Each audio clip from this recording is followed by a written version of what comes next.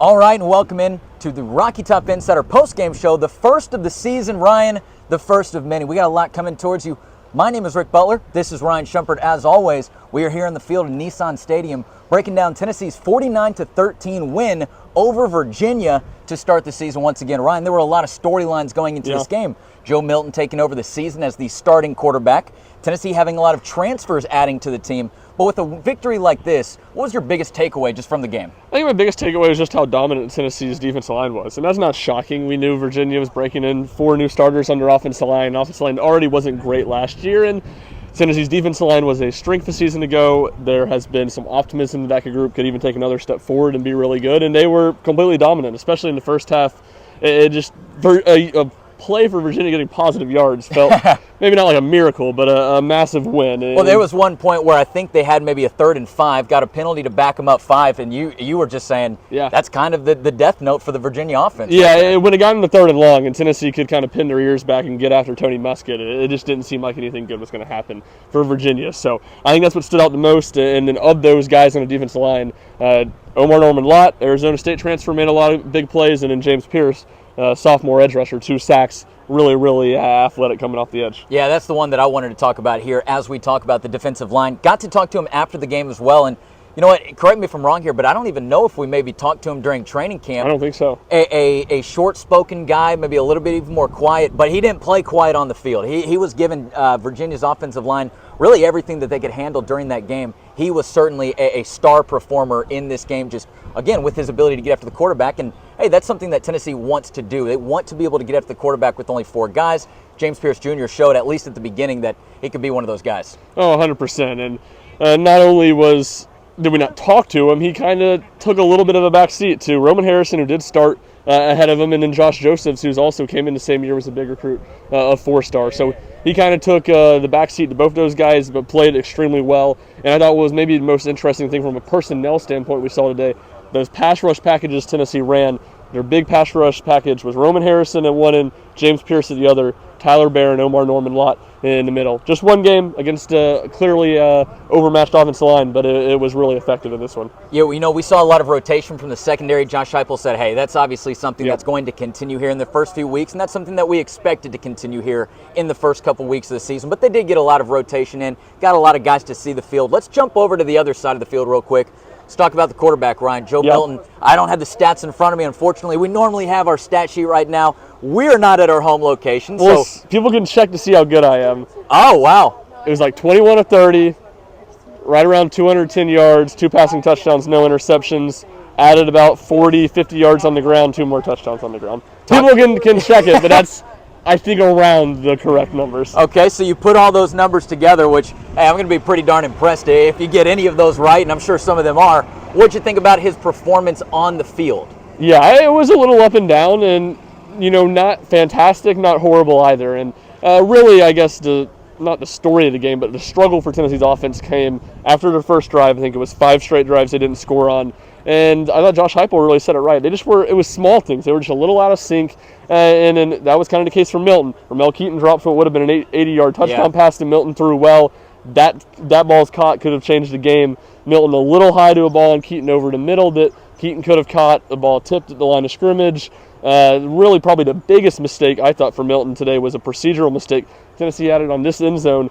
Coming around the 30-yard line, they had 3rd and 2. He snaps it before his receiver is set. Offsides, takes the sack on 3rd down, go completely out of field goal range. So some small mistakes there. He wasn't spectacular, but no glaring issues either. I thought did a lot of things well too, and certainly managed the game kind of in a similar way to Vanderbilt last year, in the sense that Tennessee could have ran the ball every play today and won by 5, 6, 7 touchdowns. Yeah, I think that was noticeable, right? Tennessee's running game on the ground.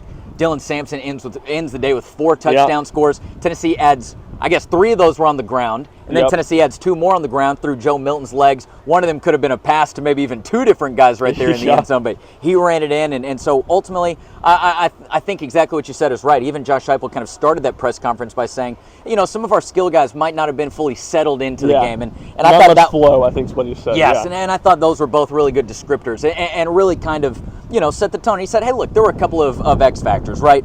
different kind of field level, right? It's hot out here, and it's especially hot right here on this turf. You can just feel it right now, and I don't even know what time it is, but it's later than it was in the game. So I think maybe some of those things came together, but also just maybe game one jitters. Josh Heupel did say, and I think this is what we noticed, everybody did kind of get settled in more as the game went on, though. But certainly that was something to watch at the beginning, and we did get to see it kind of play out all the way through. Certainly, and really, Dylan Sampson gets all the touchdowns. I thought Jalen Wright was the guy that was by far the most impressive running back today, and Sampson played good. I didn't want to take anything away from him. Sure. But Wright, just right off the cuff on the first drive of the game, runs the 6, 14, 20.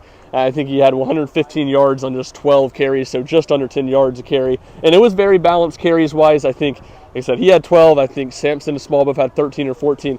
I'll be really curious to see, look, Tennessee had this game in hand. Even when he didn't play great in the first half, there was no doubt Tennessee was going to win. What do those carries look like when Tennessee gets into some more competitive SEC games? Because a true bell cow back, I'm not really sure you're going to see it. You don't see it a ton in today's college game. Jalen Wright, I think, needs to be as close to that as possible. I think He needs to be Tennessee's clear number one guy.